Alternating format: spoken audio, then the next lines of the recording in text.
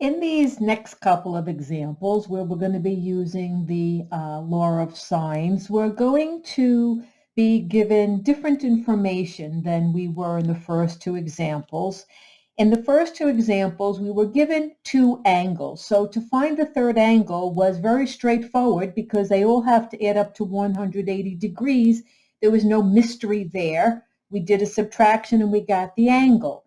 In these examples, we're going to be given information that looks like this, where we are given only one angle. We're going to have two sides, but only one angle.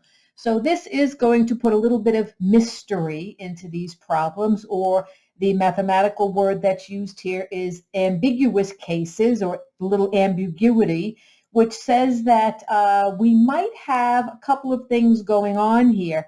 Namely, in these problems, when we're only given one angle, we might have one triangle like we've been seeing, or we might have two triangles that are possibilities, or we might not have any triangle at all. So we're going to take a look at all three situations to get an idea of what these might look like. In this example here, we are given one angle, angle A, which is 57 degrees.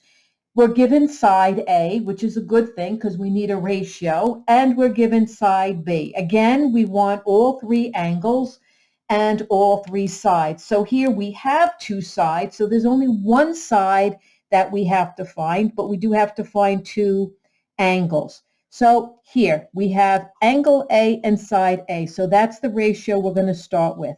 So we have A over sine of angle A, which is, in this case, we have 33 over sine of 57 and 57 degrees. And this is going to be equal to our side B, which is 26 over the sine of angle B, which we don't know at this point. So doing our cross multiplication, we have 30, whoops, that's a pretty messy 33. 33 sine B is equal to 26 sine 57 degrees.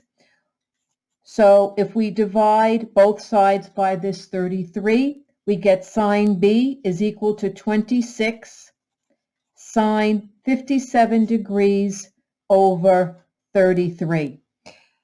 So this is a little bit different than we saw because here we have the sine of B and we want B. So there's a few ways you could do this. You could put this as the inverse sine function of this ratio here and pop out your angle B. Or another way you could do this is to say that the sine of B is approximately equal to, so if I do this calculation here, 26 times the sine of 57 degrees divided by 33, if I just get this ratio, this is approximately equal to 0.6608.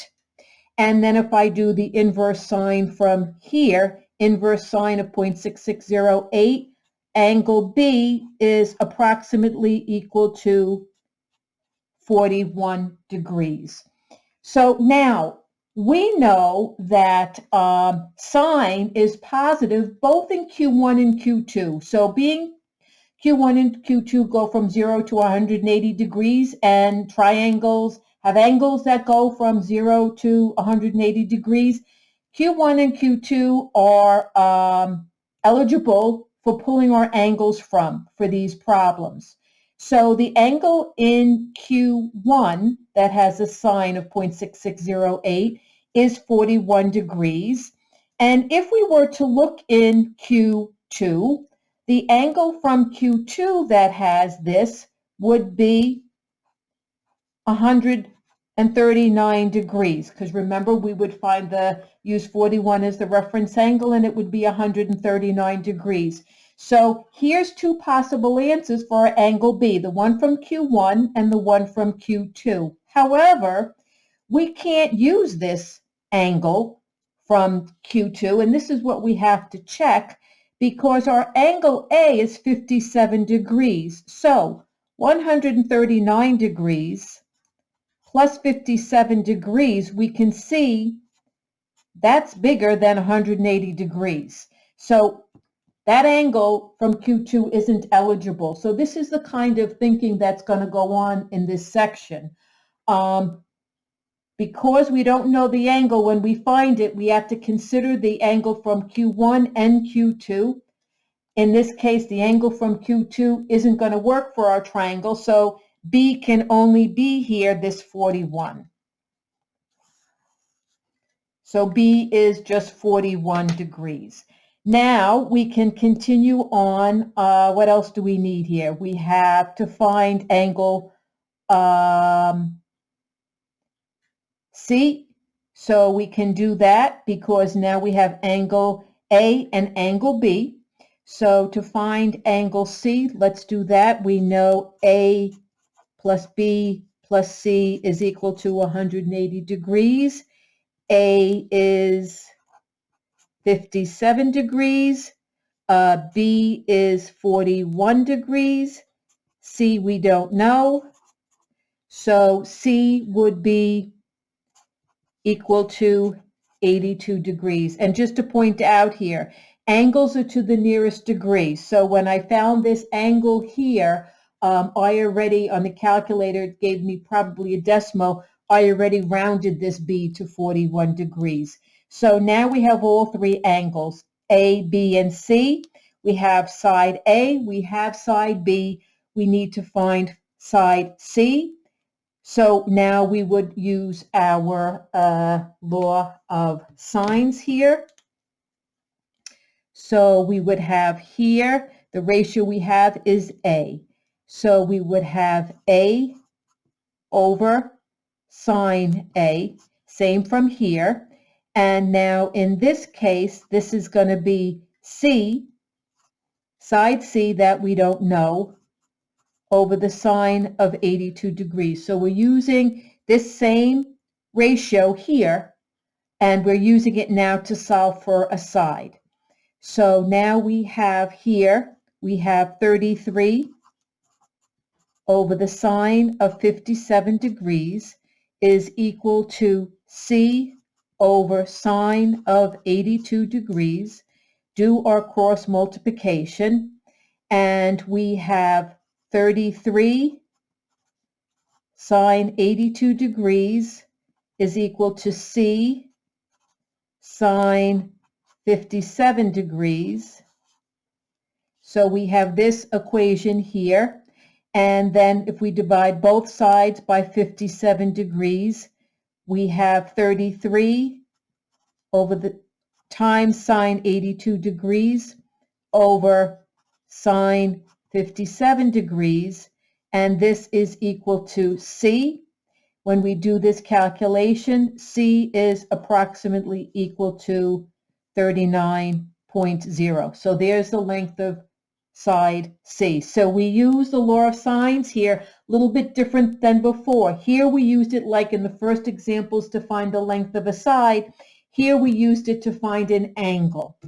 In this other example to do here, same deal, we have only one angle and we have two sides. So being that it's this A again, that's given the pair, that's our ratio we're gonna set up. So we have A over sine of A, which is 10 over sine of 50 degrees, is equal to 20, our side B, over the sine of B. Again, the cross multiplication. So 10 sine B is equal to 20 sine 50 degrees. Divide both sides by 10, and we have the sine of B is equal to 20 sine 50 degrees over 10. Again, like before, you can do inverse sine function, inverse sine of this ratio to get your B directly.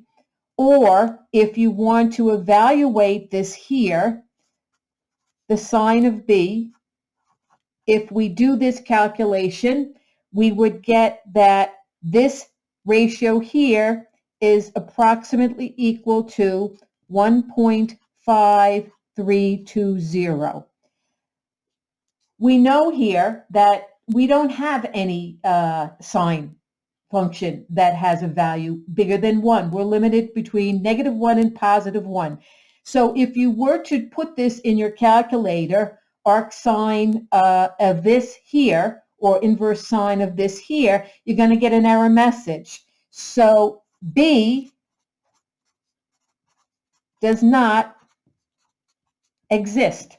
So because B doesn't exist, there is no triangle. So here's an example where we're given information, but we can't make a triangle out of it. What's going to happen is we're going to have something like this, where we have a side, and then we have a third side, but the triangle doesn't close up. The three sides don't match because there's no angle there. So example where there's no triangle, and an example here where we do have an answer and it's one triangle.